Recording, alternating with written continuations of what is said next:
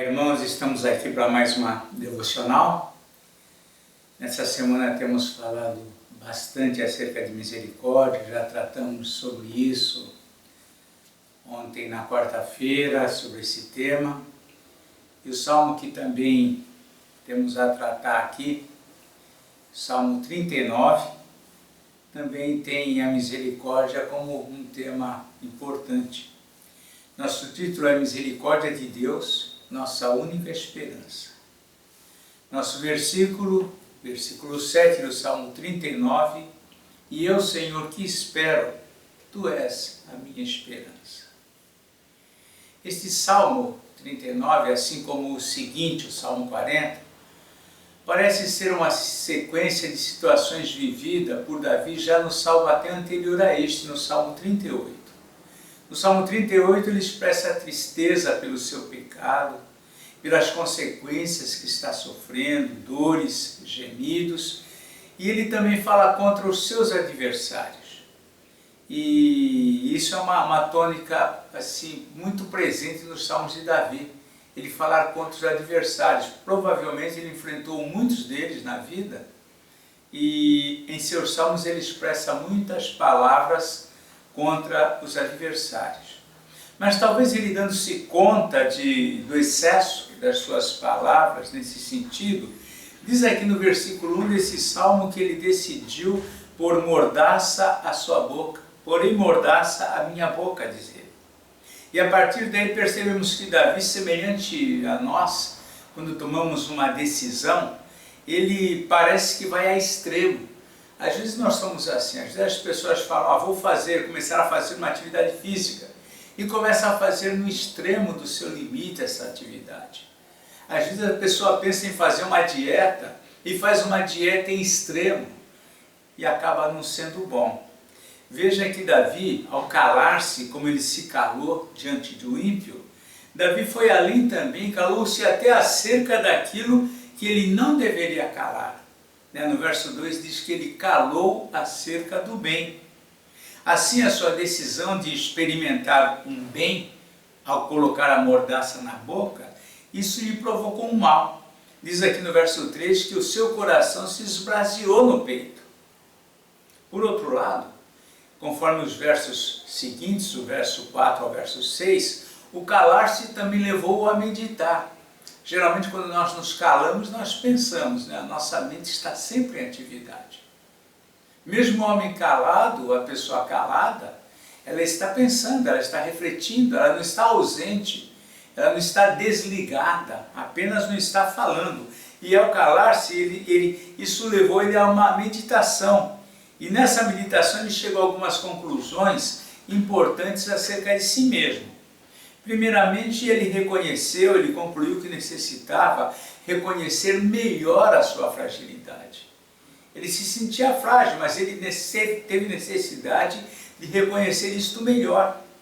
Também concluiu que a sua vida é muito breve e diante da eternidade de Deus, sua vida é nada. Concluiu também isso. Nessa meditação ele concluiu ainda que as inquietações e os esforços da vida não geram segurança de fato, porque ele não sabe o que vai ser depois. Então não traz segurança para ele todo esforço, toda inquietação e ansiedade, todo aquilo que ele faz demasiado, buscando se sustentar, procurando se sentir seguro. Mas ele também não se abate com essas conclusões.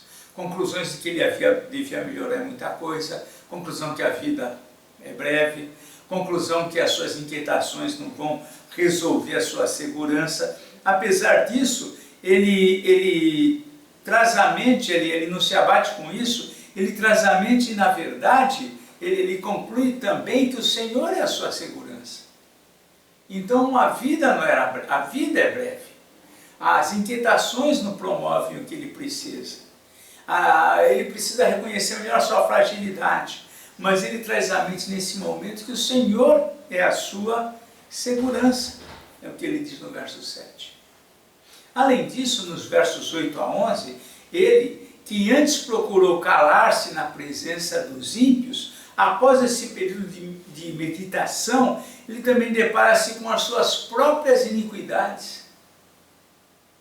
Às vezes nós avaliamos muito, né, a impiedade do mundo, violência e tantas coisas, e tantos erros cometidos pelos homens.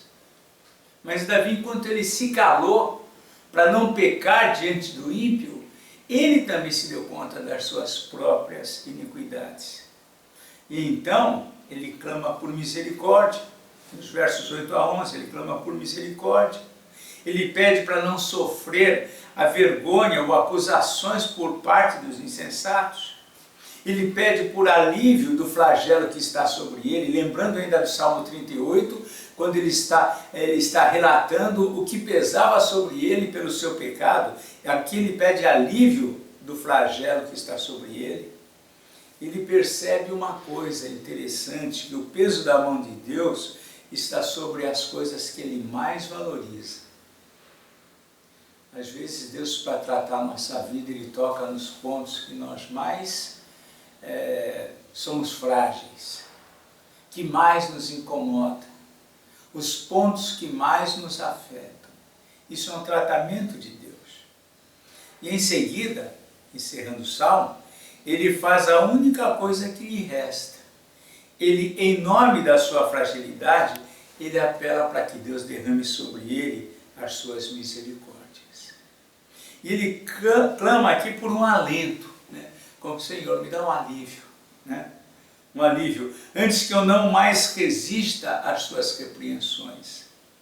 Davi estava sentindo na sua vida o peso das repreensões de Deus. Ele pede: me dá um alento, antes que eu não resista mais e deixe de existir. O que a gente aprende com isso é que não apenas Davi precisa das misericórdias de Deus, precisa ter em mente que Deus é a única fonte do verdadeiro bem.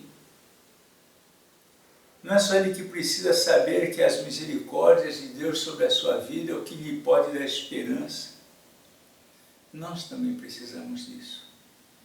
Então Davi nos ensina com os seus sentimentos, com as suas emoções, com o quadro que ele vivia, ele nos ensina a atentar também para as nossas próprias necessidades. E a nossa maior necessidade é a necessidade de Deus. Misericórdia de Deus é a nossa única esperança. E eu, Senhor, que espero, Tu és a minha esperança. Conclusões de Davi. Que Deus nos abençoe e nos ensine com este salmo.